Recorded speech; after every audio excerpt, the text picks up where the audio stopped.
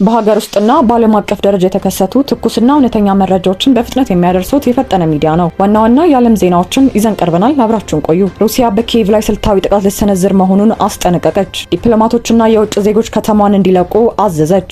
የሩሲያ መንግስት በዩክሬን ዋና ከተማ ኪየቭ ላይ ስልታዊ የተባለ መጠነ ሰፊ ጥቃት ለመሰንዘር ማቀዱን አስታወቀ።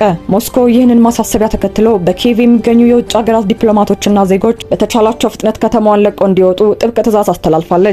በተጨማሪም የዩክሬን ንጹሃን ዜጎች ሊሰነዘር ከታቀደው ጥቃት ራሳቸውን እንዲጠብቁና ከሀገሪቱ የመንግስት አስተዳደር እንዲሁም ከወታደራዊ ተቋማትና ህንጻዎች አቅራቢያ በፍጥነት እንዲርቁ ጥሪ አቅርቧል። ይህ የሩሲያ አስቸኳይ ማስጠንቀቂያ የወጣው ጦርነቱ ከተቀሰቀሰ ወዲህ በዋና ከተማዋ ኪየቭ ላይ ከፍተኛ የተባለ የሚሳኤልና የሰው አልባ አውሮፕላን ጥቃት ከተሰነዘረ ከጥቂት ቀናት በኋላ መሆኑ ታውቋል። የሩሲያ የውጭ ጉዳይ ሚኒስቴር ባወጣው ይፋዊ መግለጫ ሊሰነዘር የታቀደው አዲሱ ጥቃት በዋናነት የዩክሬንን የውሳኔ ሰጪ ማዕከላት፣ የወታደራዊ እዝ ጣቢያዎችንና የሰው አልባ አውሮፕላን ማምረቻ ቦታዎችን ኢላማ ያደረገ እንደሚሆን አስታውቋል። የወቅቱ የሩሲያ እንቅስቃሴዎችና ይህ የከረረ ውሳኔ በሩሲያና በዩክሬን መካከል ያለውን የዲፕሎማሲ በር ሙሉ በሙሉ ሊዘጋው ይችላል የሚል ከፍተኛ ዓለም አቀፍ ስጋት ፈጥሯል። ከዚህም ባሻገር የሩሲያ ይፋዊ ዛቻ የሰሜን አትላንቲክ የጦር ቃል ኪዳን ድርጅት አባል ሀገራትን ጭምር ወደ ቀጥተኛ ውጥረት የሚያስገባና ጫና የሚፈጥር መሆኑን የጂኦፖለቲካ መረጃዎች ይጠቁማሉ። የሩሲያው ፕሬዝዳንት ቭላዲሚር ፑቲን ቀደም ሲል በሉሃንስክ በሚገኝ የመምህራን ማሰልጠኛ ተቋም ላይ የደረሰው ጥቃት ማሳሰቢያ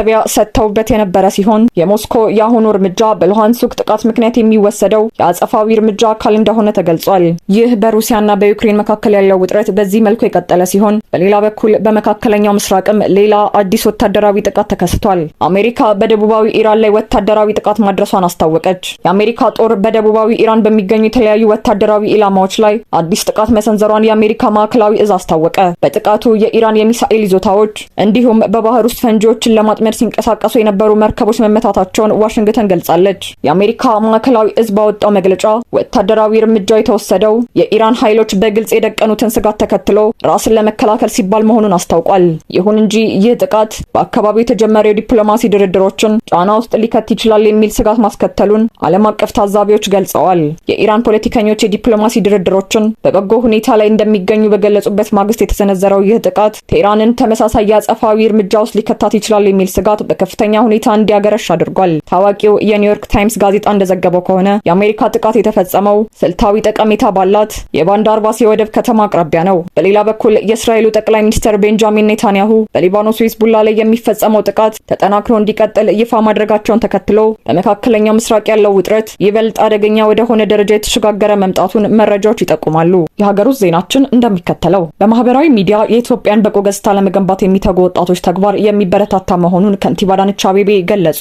በአሁኑ ወቅት በሀገሪቱ የዲጂታል ዲፕሎማሲና የማህበራዊ ሚዲያ መድረኮችን በመጠቀም የኢትዮጵያን በጎ ገጽታ ለመገንባት ወጣቶች እያከናወኑት ያለው ተግባር የሚበረታታ መሆኑን የአዲስ አበባ ከተማ ከንቲባ አዳነች አቤቤ ገለጹ። ከንቲባዋ ይፋዊ የማህበራዊ ትስስር ገጻቸውን መሰረት በማድረግ እንዳስታወቁት እንደ አዶናይ ብርሃነ ያሉ ወጣቶች በዓለም አቀፍ ደረጃ በሚሊዮን የሚቆጠሩ ተከታዮች ያሏቸውን እንደ ዲላን ፔጅ ያሉ ታዋቂ አጫጭር ማህበራዊ ሚዲያ ዜና አቅራቢዎችን ወደ ሀገር ውስጥ በመጋበዝ የኢትዮጵያን በጎ ገጽታ ለማስተዋወቅ እያደረጉት ያለው ጥረት እጅግ የሚደነቅ ነው። ይህን መሰል ተግባር ይበል የሚያሰኝ መሆኑን የጠቀሱት ከንቲባዋ ለመሰል ወጣቶች የሚደረገው ድጋፍና ማበረታቻ ሊቀጥል እንደሚገባ አስገንዝበዋል። የአሁኑ ትውልድ ለሀገራዊ ገጽታ ግንባታ ያለውን ሚና በሚገባ እንደተረዳ የገለጹት ከንቲባ አዳነች የወጣቶቹ ድጋፍና ተነሳሽነት እጅግ አስደናቂ መሆኑን ጠቁመዋል። አክለውም እኛ ለኢትዮጵያ ብልጽግና በትጋት ስንሰራ ወጣቱ ደግሞ የዚህ ስራ ፍሬ ተቋዳሽና የሀገራችንን ብልጽግና የሚያጣጥም ይሆናል ብለዋል። ሀገራቸውን የሚወዱና ኢትዮጵያን ከፍ ለማድረግ የሚተጉ ወጣቶችን መመልከት ለቀጣይ ስራዎች ትልቅ መነሳሳትን እንደሚፈጥርላቸውም ከንቲባዋ በመልእክታቸው አስፍረዋል። የፈጠነ ሚዲያ ያዘጋጃቸውን የሀገር ውስጥና ዓለም አቀፍ ዜናዎች በዚህ መልኩ አጠናቀቀ። ፈጣን፣ እውነተኛና የተሟሉ መረጃዎችን ለማግኘት የፈጠነ ሚዲያን ሰብስክራይብ ማድረግ እንዳይረሱ።